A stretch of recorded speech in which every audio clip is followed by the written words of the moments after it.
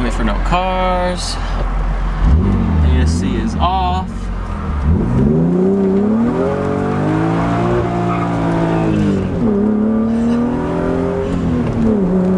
That's a nice introduction to today's video. So as you guys can see, we are out for a drive in the e36 M3. I've been driving this car a lot more lately, and actually we're getting up to some cliffs, and I want you guys to hear the exhaust. So, oh, nice waterfall. I'll let you guys saw it. All right, check this out.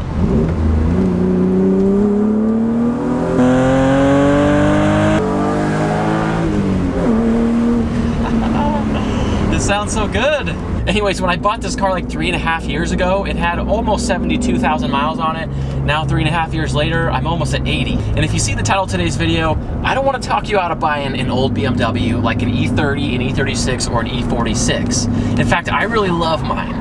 But I do have some negatives. In the last 8,000 miles that I've driven this car, in the 3.5 years that I've owned it, there's definitely some things that I think you should know if you're looking into buying one. So if you haven't seen the videos about the positives, stop what you're doing, click the card up here, watch that video, and then come back and listen to what I have to say about this.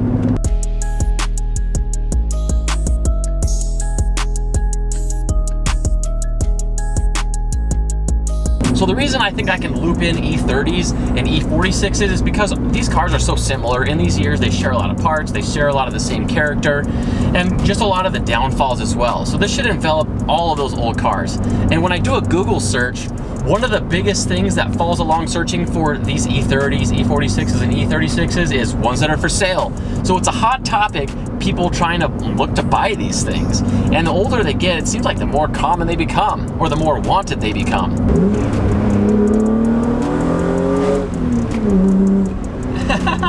And for a good reason. Gosh, they're so fun. But it's not all fun and games. There are some negatives, so let's get into it. I was doing a lot of thinking, just driving around, about maybe the 5 biggest things, or the 5 biggest reasons why you shouldn't buy an e30, an e36, or an e46. And the number one thing that comes to mind, since this is the oldest car that I've ever owned, is just the fact that it's old. And when cars are old, there's a lot more problems that come along with it, even if you have a low mileage car like mine with only 70,000 miles, 79,000 miles, being a 99. Listen, higher miles and older age just means more maintenance. More maintenance with parts wearing out, but not just that, more maintenance with things getting old. Things like bushings wear out, suspension components wear out just with age. Things crack and get old, vacuum lines go bad. As you can see from what I had to do, the subframe and suspension bushings, replacing those is not a very small job. It's gonna take you a long time, but if you have a shop do it, it's also gonna cost you an arm and a leg. Speaking of the e30, e36, and e46 chassis in general, there are some known issues with the chassis that you're gonna have to address, and the older the car gets, the more likely that those big parts are gonna fail, and it's a pain if it happens to you. So preventative maintenance is a big deal, and you definitely wanna find one that doesn't have these issues. So, you know, the higher the mileage the car gets, the more likely that the rear strut towers are gonna crack and I guess get blown out. Even the strut towers in the front can do that.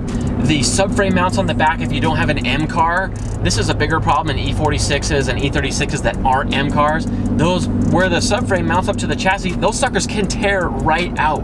And you have to weld in reinforcements, weld in to fix that. It's just kind of a big job. So myself, this being the oldest car that I've ever owned, I thought if I buy a really low mileage car, I'm probably not gonna have that many issues. And I really haven't. The car's been pretty dang reliable for me, but I had to replace the motor mounts, I had to replace all the suspension bushings. Parts just get worn out and cracked, and age does a number on them.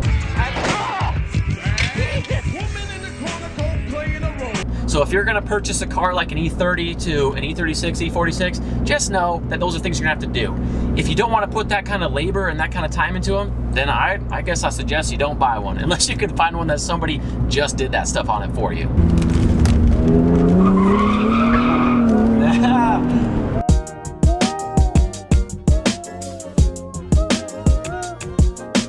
Something else important to consider.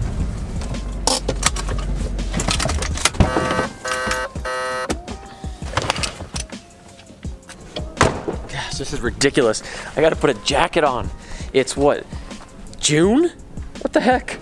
You're not gonna be able to see it very well because of this lens, but there's snow on the top of that mountain. And there's snow on the top of that mountain. And our local ski resort's got like 5 inches of snow yesterday. Crazy. Anyways, back to the frickin' point. When I was looking at picking up an e36, obviously I compared it with a lot of other cars that are in the same price range. Now I picked up this sucker for like 12,000 bucks, and I had to pay $1,000 to ship it to me. I was looking anywhere between $10,000 and $15,000. There's a lot you can get for that kind of money. Also, I got a really good deal on this. When you get an E36 with that low of miles, that's an M3 coupe and a manual, they're usually a lot more money. Let's get these halos back on. I love them so much. The reason I mention that is you do have to think about the competition when you're looking for a car to buy. I mean, consider like an E30, at least around where I live, just for an average one, you're gonna pay like $4,000 to $8,000. There's a lot of other things you can get that are a lot newer and a lot more reliable, well, maybe not more reliable, but a lot newer and have some greater tech than what you're gonna get in an E30 or an E36 and E46. Just consider this. I mean, you can get an E90 335i with like triple the horsepower of an E30 for the same price as an E30. And you really have to consider tech as well. Although you can get like dual automatic climate control, sunroof, heated seats, and all that kind of stuff in these kind of BMWs, you can't get things like backup cameras, blind spot monitoring systems, just other new modern technology. You're just not going to find them in these old cars. Do you want to pay $12,000 for an E36 M3? Or do you want to pay $12,000 for a BRZ or even a 370Z that has a lot newer and maybe a little more comfortable interior and just more modern amenities? Maybe you have a family. Maybe you have to think about if you're going to be taking your kids or your wife in your car and driving that if it's your daily driver.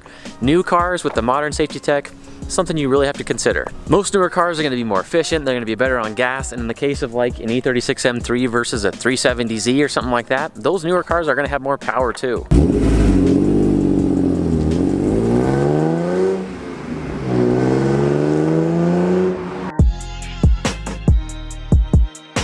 Something else that I think's a positive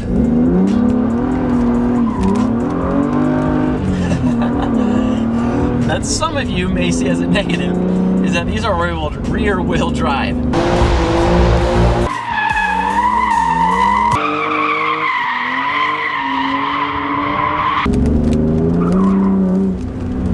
It's so tail happy.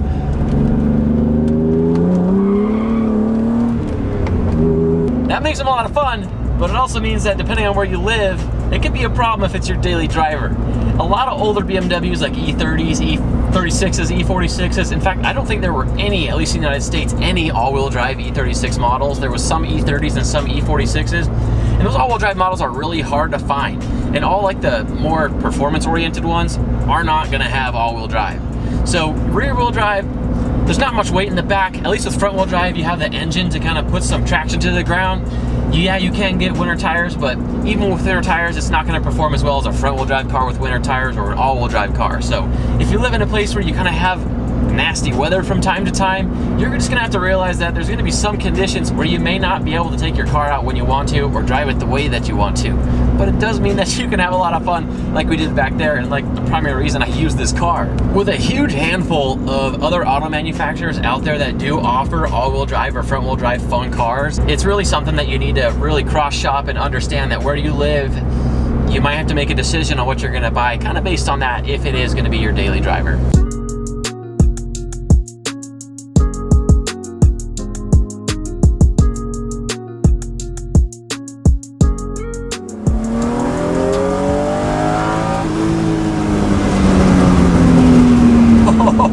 Those burls are awesome. Oh my gosh, this car handles so freaking good. And on to the next topic. Kind of has to do with the car being old and having to maintain it. It's going to have to do with the fact that there's a BMW tax on labor. This labor is expensive. If you're not going to work on your car and fix the little things yourself, it's going to end up costing you quite a bit to maintain the vehicle. And every time there's an issue, if you're taking it to a shop, you're going to have kind of a big bill. The nice thing is when you are buying an old car like this, they're a lot more simple than the new cars of today. So the chances of you being able to figure it out, even if you're kind of a novice when it comes to this kind of a thing, it's not going to be that bad. But if you're the kind of person that doesn't want to touch a car when something's gone wrong, probably not the right one for you. Something on like a Toyota Corolla where a repair might cost $300 or $400, on a BMW is probably going to cost you $600 or $700. Luckily, if you maintain the vehicle and take good care of it, you're really not going to run into repairs that are that large or that expensive, but it's all going to add up because things are going to go wrong with age, they're going to go wrong with time. That's really true with any old or used car, but especially with BMWs, the cost is going to be a little higher than what you may be used to. And speaking of labor, this is something that I've never run into before and was really surprising to me. The first time that I had kind of a small thing with this car that I didn't want to deal with, I took it to 2 different shops and they told me right away, we don't work on BMW. So there's some of them that aren't even going to touch them. I don't know if it's just because they know that it's a little more expensive, they're a little more finicky, maybe you have to get parts from somewhere else, but it just was weird to me that there were some like general automotive repair shops that wouldn't touch BMWs. Luckily around where I live, there's a lot of specific like BMW performance shops. There's no shortage of them around here, and there's probably one where you live too. So you should be able to find one that still is going to be able to take care of things and know what they're doing.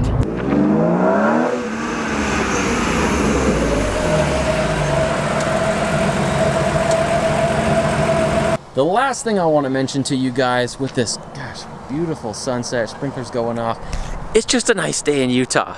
But the last thing I want to mention to you guys has to do with the price. Specifically considering M cars, I mean, they're stupid expensive. Like e30 M3s, e36 M3s aren't that bad, but ones that are like well under 100,000 miles can still be like over 20,000 bucks. Let's not even get into e46 M3s. M cars aside, just looking at normal e30s, e36s, and e46s, they're still pretty expensive for what you get. And unfortunately, with older cars like those, it's kind of hard to get a loan for them, so you're pretty much gonna have to pay cash for the majority of the ones that you might be looking at. So after driving both of them, would you rather have something like a 1999 BMW, or for the same price, like a 2013 BRZ or a 370Z? If you're considering things like an E30, would you rather have something like a 1985 E30, or would you rather have something 20 years newer for the same price? With me personally, obviously I made my choice and I'm sticking with it. There's a reason why there's so many people who are willing to pay that extra price for these cars. You saw some reasons why earlier when I was driving around. They're just so much more fun to drive and they have a ton of character. So after watching my video on why I do recommend buying these cars and why so many people like them, and then watching today's video of why you may not want one, it's really up to you to kind of weigh the pros, weigh the cons, and make a decision for yourself. With that said, guys, there's a lot more BMW content coming up here on the channel. I hope you guys enjoyed today's video. Give it a big thumbs up. Subscribe if you haven't already. Hit the notification bell, and I'll see you guys in the next one.